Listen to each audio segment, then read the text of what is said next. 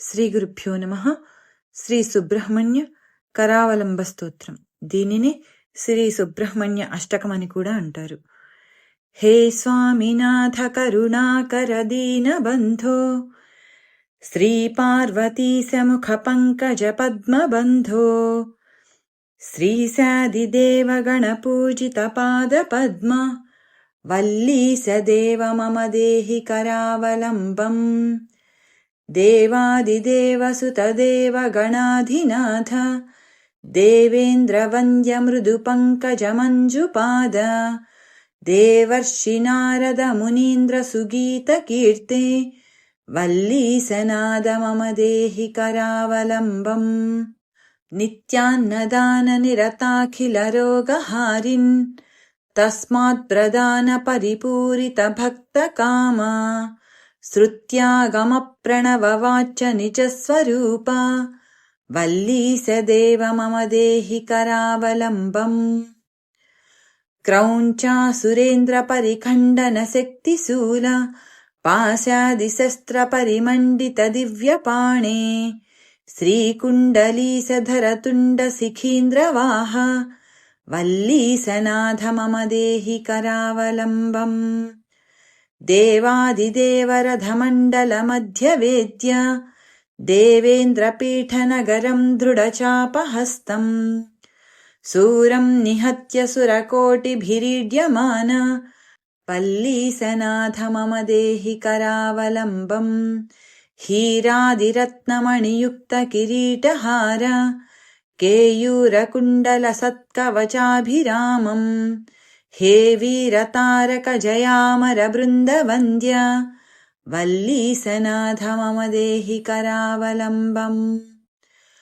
పంచాక్షరాదిమనుమంత్రిత గాంగతోయైః, పంచామృతైః ప్రముదితేంద్రముఖైర్మునీంద్రైః, పట్టాభిషిక్త హరియుక్త పరాసనాథ, వల్లీసనాథ మమ దేహి కరావలంబం. శ్రీకార్తికేయ కరుణామృత పూర్ణ దృష్ట్యా, కామాదిరోగ కలుషీకృత దుష్టచిత్తం, సిక్త్వా తు మామవకళాధర కాంతి కాంత్యా, వల్లీసనాథ మమ దేహి కరావలంబం. సుబ్రహ్మణ్యాష్టకం పుణ్యం ఏ పఠంతి ద్విజోత్తమాః, తే సర్వే ముక్తిమాయాంతి సుబ్రహ్మణ్య ప్రసాదితః. సుబ్రహ్మణ్యాష్టకమిదం ప్రాతరుద్ధాయ యః పఠేత్, కోటిజన్మ కృతం పాపం తత్క్షణాదేవ నశ్యతి. ఇతి శ్రీ సుబ్రహ్మణ్యాష్టకం. శ్రీ సుబ్రహ్మణ్య భుజంగం.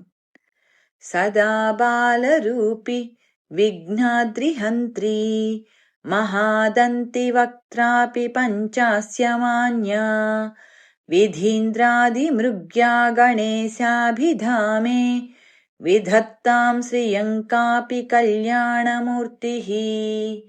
న జానామి శబ్దం న జానామి చార్థం, న జానామి పద్యం న జానామి గద్యం, చిదేకా షడస్యా హృది ద్యోతతే మే, ముఖాన్నిస్సరంతే గిరశ్చాపి చిత్రం.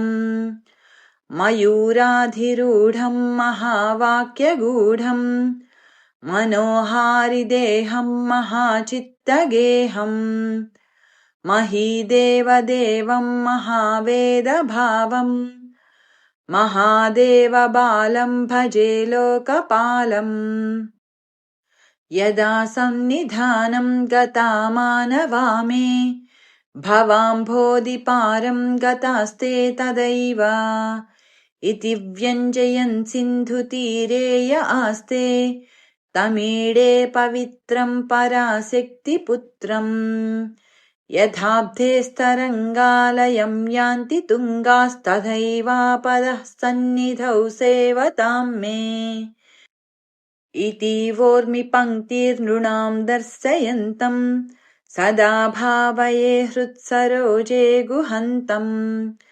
గిరౌ మన్నివాసే నరాయేధిరూఢాః, तथा पर्वते राजते तेऽधिरूढाः इतीव ब्रुवन् गन्धशैलाधिरूढः स देवो मुदे मे सदा षण्मुखोऽस्तु महाम्भोधितीरे महापापचोरे मुनीन्द्रानुकूले सुगन्धाख्यशैले गुहायां वसन्तं स्वभासालसन्तं जनार्तिं हरन्तं श्रयो मोगुहन्तं लसत्स्वर्णगेहे नृणां कामदोहे सुमस्तोमसञ्छन्नमाणिक्यमञ्चे समुद्यत्सहस्रार्कतुल्यप्रकाशम् सदा भावये कार्तिकेयं सुरेशम् रणध्वंसके मञ्जुलेत्यन्तशोणे मनोहारि लावण्यपीयूषपूर्णे मनः षट्पदो मे भवक्लेशतप्तः सदा मोदतां स्कन्दते पादपद्मे सुवर्णाभदिव्याम्बरैर्भासमानां क्वणत्किङ्किणी मेखलाशोभमानां लसद्देमपट्टेन विद्योतमानां कटिं भावये स्कन्दते दीप्यमानाम् पुलिन्देशकन्या घनाभोगतुङ्गस्तनालिङ्गनासक्तकाश्मीररागम् नमस्याम्यहं तारकारे तवोरः स्वभक्तावने सर्वदा सानुरागम् विधौ क्लुप्तदण्डान् स्वलीलाधृताण्डान् निरस्ते भसुण्डान् द्विषात्कालदण्डान् हतेन्द्रारिषण्डान् जगत्त्राणसौण्डान् सदा ते प्रचण्डान् श्रये बाहुदण्डान् सदा शारदाः षण्मृगाङ्काय दिस्युः समुद्यन्त एव स्थिताश्चेतमन्तात् सदा पूर्णबिम्बाः कळङ्कैश्च हीनास्तदा त्वन्मुखानां ब्रुवे स्कन्दसाम्यम् स्फुरन्मन्दहासैः सहंसानि चञ्चत्कटाक्षावली भृङ्गसङ्गोज्ज्वलानि सुधास्यन्दिबिम्बाधराणि ससूनो तवालोकये षण्मुखाम्बोरुहाणि विशालेषु कर्णान्तदीर्घेष्वजस्रं दयास्यन्दिषु द्वादशस्वीक्षणेषु विशालेषु कर्णान्तदीर्घेष्वजस्रं दयास्यन्दिषु द्वादशस्वीक्षणेषु मयीषत्कटाक्षः सकृत्पातितश्चेद्भवेत्ते दयाशीलकानामहानिः सुताङ्गोद्भवो मेऽसि जीवेति षड्धा जपन्मन्त्रमीशो मुदा जिघ्रते यान् जगद्भारभृद्यो जगन्नाथ तेभ्यः किरीटोज्ज्वलेभ्यो नमो मस्तकेभ्यः स्फुरद्रत्नकेयूरहाराभिरामश्चलत्कुण्डलश्रीलसद्गण्डभागः कटौ पीतवासः करे चारुशक्तिः पुरस्तान्ममास्तां पुरारेस्तनूजः इहायाहि वत्सेति हस्तान् प्रसार्याह्वयत्यादराच्छङ्करे मातुरङ्कात् समुत्पत्यतातं श्रयन्तं कुमारं हराश्लिष्टगात्रं भजे बालमूर्तिम् कुमारे सूनो गुहस्कन्दसेनापते शक्तिपाणे मयूराधिरूढ पुलिन्दात्मजा कान्तभक्तार्तिहारिन् प्रभो तारकारे सदा रक्ष मां त्वम् प्रशान्तेन्द्रिये नष्टसंज्ञे विचेष्टे कपोद्गारिवक्त्रे भयोत्कम्पि गात्रे प्रयाणोन्मुखे मय्यनाथे तदानीं द्रुतं मे दयालो भवाग्रे गृहत्वम् कृतान्तस्य दूतेषु चण्डेषु कोपाद्दहच्छिन्दिबिन्धीति मां तर्जयत्सु मयूरं समारुह्य माभैरिति त्वं पुरः शक्तिपाणिर्ममायाहि शीघ्रम् प्रणम्य सकृत्पादयोस्ते पतित्वा प्रसाद्य प्रभो प्रार्थयेनेकवारम्।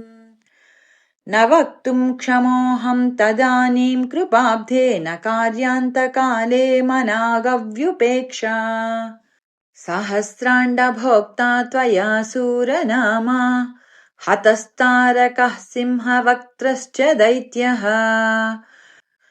ममान्तर्हृदि स्थम् मनः क्लेशमेकम् न हंसि प्रभो किम् करोमि क्वयामि।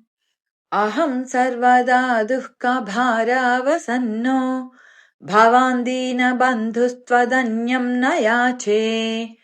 भवद्भक्तिरोधम् सदा क्लुप्तबाधम् ममाधिम् द्रुतम् नाशयो मासु तत्त्वम्। अपस्मारकुष्ठक्षयास्य प्रमेह ज्वरोन्मादगुल्मादिरोगा महान्तः। पिशाचाश्च सर्वे भवत्पत्रभूतिम् विलोक्य क्षणात्तारकारे द्रवन्ते। त्रुसिस्कन्दमूर्तिः श्रुतौ स्कन्दकीर्तिः मुखे मे पवित्रम् सदा तच्चरित्रम्। करे तस्य कृत्यम् वपुस्तस्य भृत्यम् गुहे सन्तु लीना ममाशेषभावाः।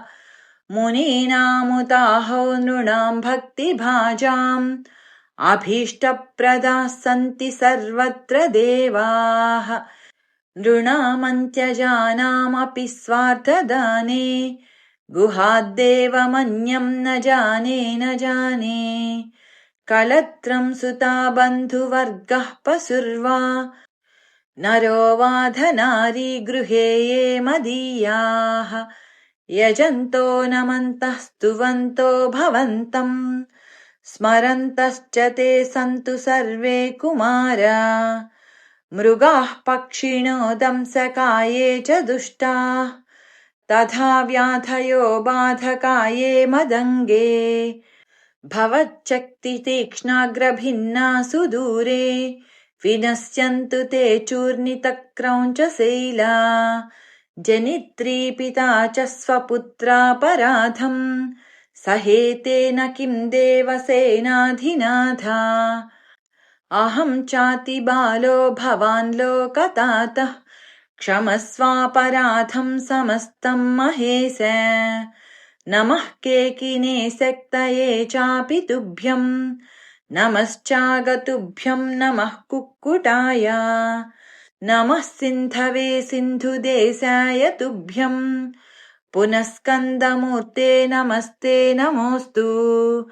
जयानन्दभूमम् जयापारधामम् जयामोघकीर्ते जयानन्दमूर्ते। जयानन्दसिन्धो जयाशेषबन्धो जयत्वम् सदा मुक्तिदाने सूनो। भुजङ्गाख्यवृत्तेन क्लुप्तम् स्तवम् यः पठेद्भक्तियुक्तो गुहं सम्प्रणम्य। सपुत्रान् कलत्रम् धनम् दीर्घमायुः लभेत् स्कन्दसायुज्यमन्ते नरः सः। इति श्रीमत्शङ्करभगवत्कृतौ श्री सुब्रह्मण्यभुजङ्गम् श्री सुब्रह्मण्य पञ्चरत्नम् षडाननम् चन्दनलेपिताङ्गम् महोरसम् दिव्यमयूरवाहनम् रुद्रस्य सूनुम् सुरलोकनाथम् ब्रह्मण्यदेवम् शरणम् प्रपद्ये। जाज्वल्यमानम् सुरबृन्दवन्द्यम् कुमारधारातटमन्दिरस्थम् कन्दर्परूपम् कमनीयगात्रम् ब्रह्मण्यदेवम् शरणम् प्रपद्ये। द्विषड्भुजम् द्वादशदिव्यनेत्रम् त्रयीतनुम् शूलमसीदधानम् शेषावतारम् कमनीयरूपम् ब्रह्मण्यदेवम् शरणम् प्रपद्ये। सुरारिघोरावहसोभमानम् सुरोत्तमम् शक्तिधरम् कुमारम् सुधारशक्त्यायुधशोभिहस्तम् ब्रह्मण्यदेवम् शरणम् प्रपद्ये। इष्टार्थसिद्धिप्रदमीश पुत्रम् इष्टान्नदम् भूसुरकामधेनुम् गङ्गोद्भवम् सर्वजनानुकूलम् ब्रह्मण्यदेवम् शरणम् प्रपद्ये। यश्लोकपञ्चकमिदम् पठतीह भक्त्या ब्रह्मण्यदेव विनिवेशितमानसः सन् प्राप्नोति भोगमखिलम् भुवि यद्यदिष्टम् अन्ते स गच्छति मुदा गुहसाम्यमेव इति श्रीसुब्रह्मण्यपञ्चरत्नम्। श्रीस्कन्दषट्कम्।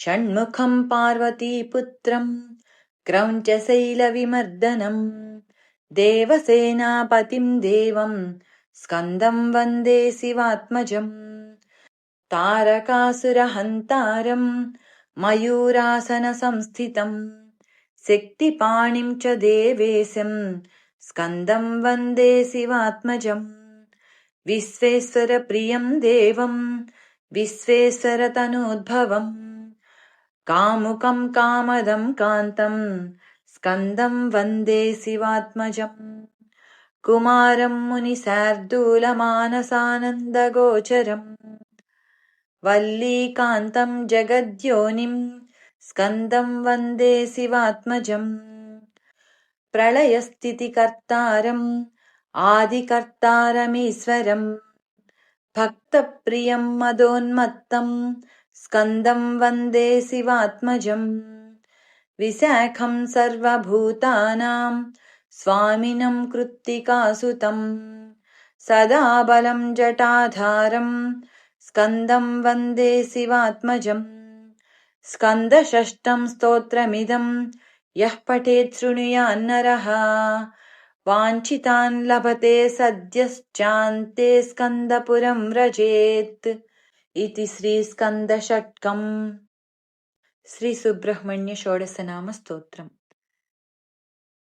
प्रथमो ज्ञानशक्त्यात्मा द्वितीयस्कन्द एव च अग्निगर्भस्तृतीयस्तु बाहुलेयश्चतुर्थकः गाङ्गेयः पञ्चमः प्रोक्तः षष्ठः शरवणोद्भवः सप्तमः कार्तिकेयश्च कुमारश्चाष्टमस्तथा नवमः षण्मुखः प्रोक्तो दशमस्तारकान्तकः एकादशश्च सेनानी गुहो द्वादश एव च त्रयोदशो ब्रह्मचारी शिवतेजश्चतुर्दशः क्रौञ्चधारी पञ्चदशः षोडशः शिखिवाहनः।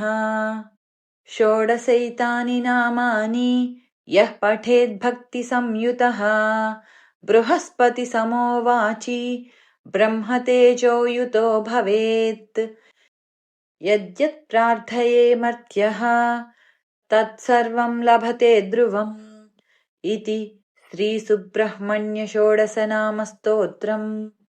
श्रीसुब्रह्मण्य अष्टोत्तरशतनामावळि।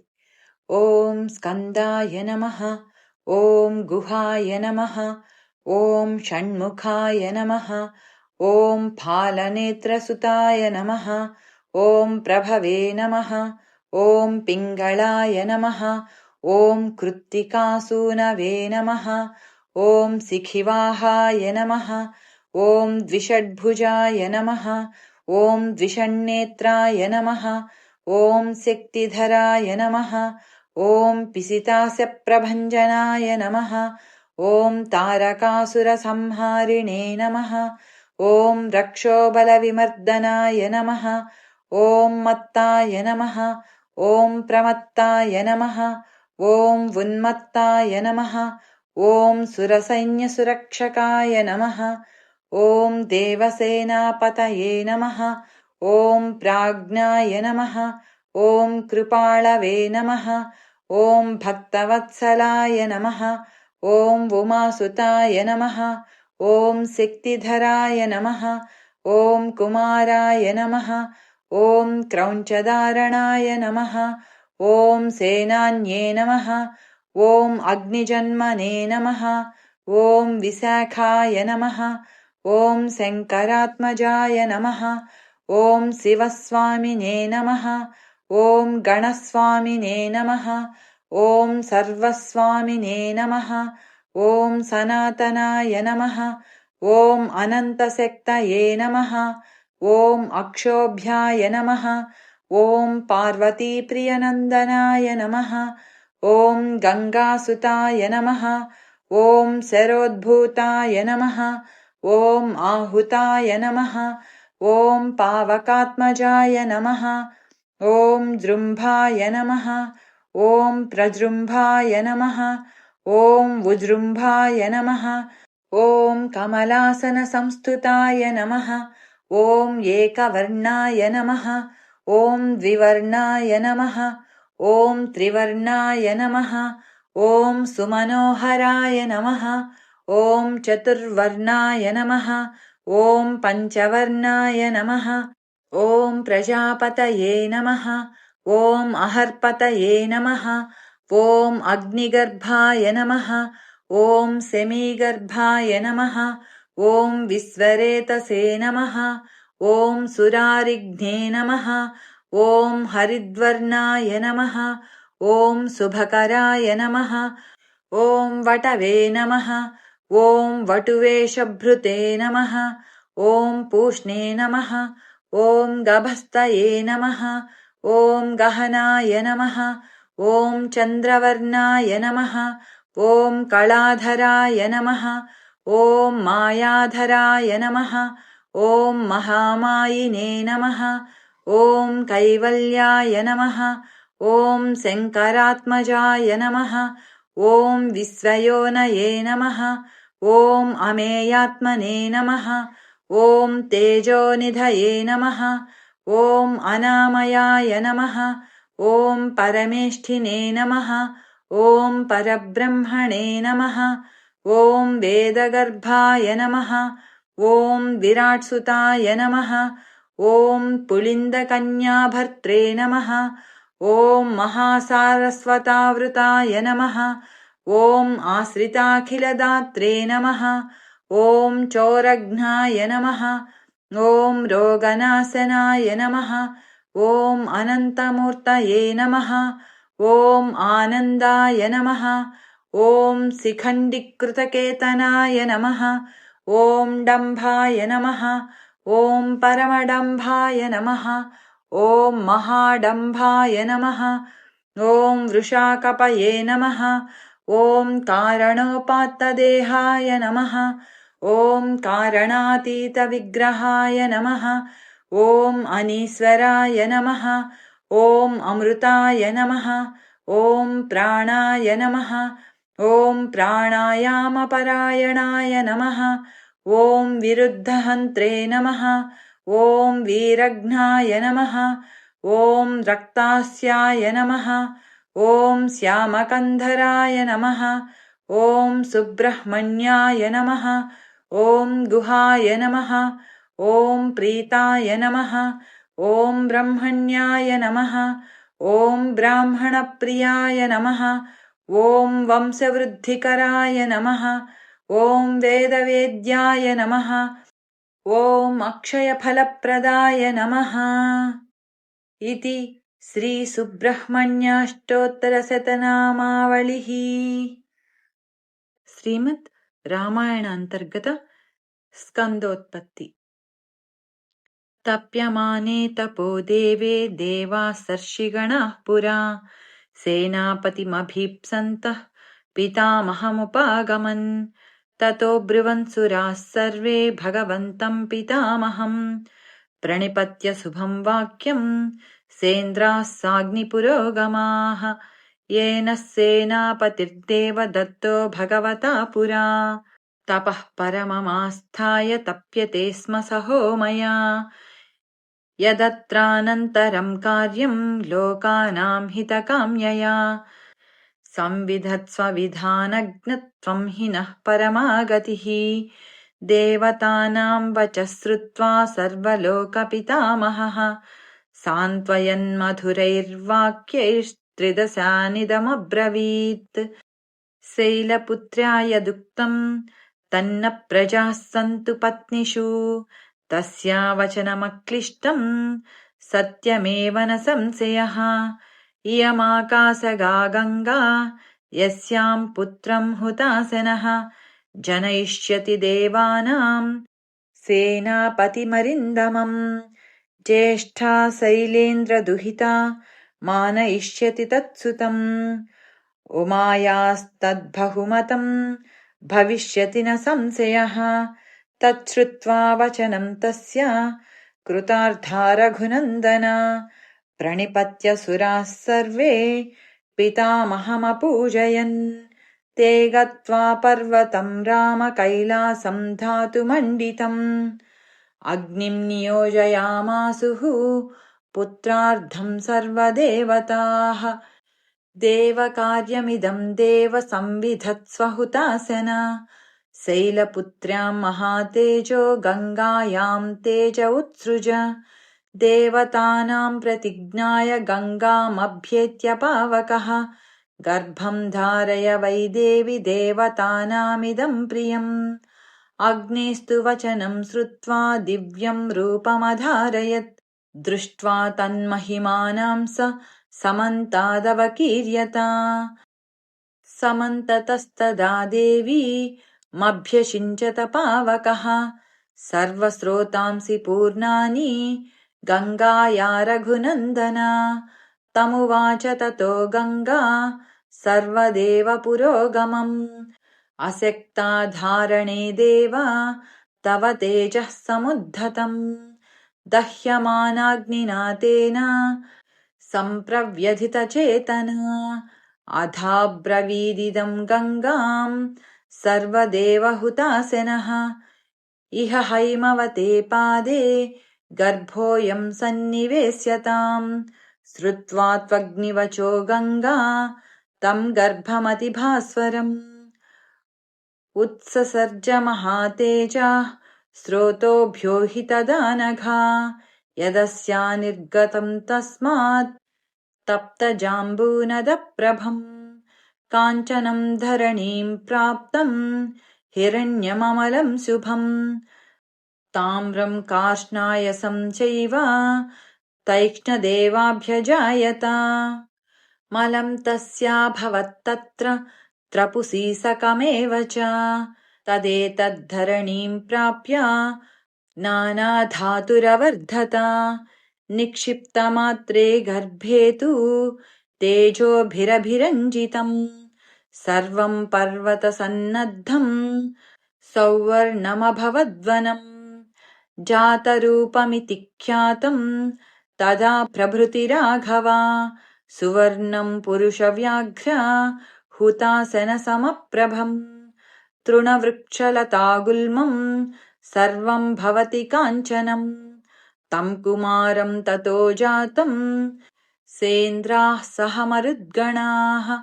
क्षीरसम्भावनार्थाय कृत्तिकाः समयोजयन्। ताः क्षीरं जातमात्रस्य कृत्वा समयमुत्तमम्। ददुः पुत्रोऽयमस्माकं सर्वासामिति निश्चिताः।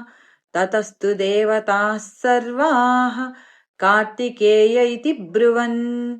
पुत्रस्त्रैलोक्यविख्यातो भविष्यति न संशयः। तेषां तद्वचनं श्रुत्वा स्कन्नं गर्भपरिस्रवे। स्नापयन् परया लक्ष्म्या दीप्यमानं यथानलम्। स्कन्दैत्यब्रुवन् देवाः स्कन्नं गर्भपरिस्रवात्। कार्तिकेयं महाभागं काकुत्सज्वलनोपनम्। प्रादुर्भूतं ततः क्षीरं कृत्तिकानामनुत्तमम्। षण्णां षडाननो भूत्वा जग्राहस्तनजं पयः। गृहीत्वा क्षीरमेकाह्ना सुकुमारवपुस्तदा।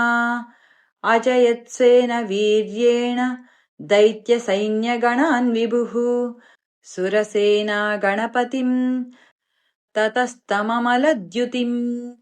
अभ्यषिञ्चन् सुरगणाः समेत्याग्निपुरोगमाः।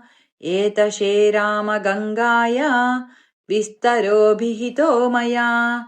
कुमारसम्भवश्चैव धन्यः पुण्यस्तदैव च भक्तश्च यः कार्तिकेये काकुत्स्थभुवि मानवः आयुष्मान् पुत्रपौत्रैश्च स्कन्दसालोक्यतां व्रजेत्।